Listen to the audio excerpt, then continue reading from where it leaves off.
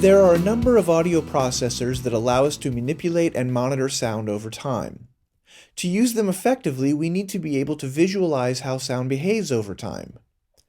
In practice, the behavior of sound is represented by what is called an envelope. There are four main components of the envelope: attack, decay, sustain, and release. Attack refers to how quickly a sound reaches its full volume from silence. Typically, this happens in a few milliseconds. The peak of that event is called a transient, and this one moment represents the loudest part of the sound. Decay refers to how long it takes to transition from the transient to the sustained part of the sound, and this is typically only a few milliseconds as well.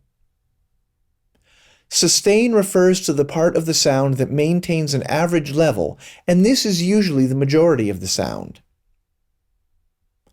Lastly, release refers to how long it takes for a sound to lose energy and completely fade away.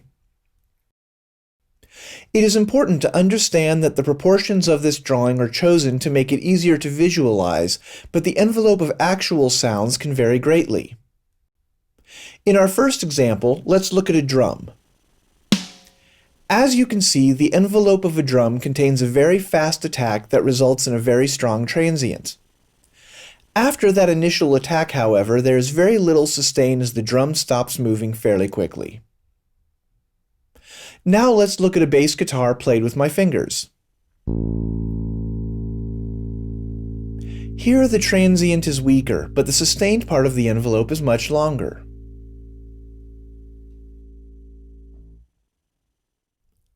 Finally, let's look at the waveform of an organ. In this example, there is almost no attack, but the sustain could go on for quite a while as long as you hold the key down.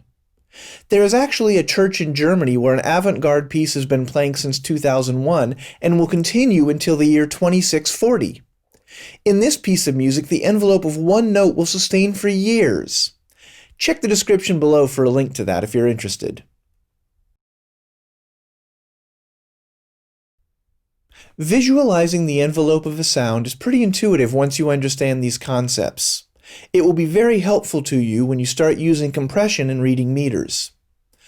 Once you are comfortable with this concept, you're ready to go check out our compression and metering videos.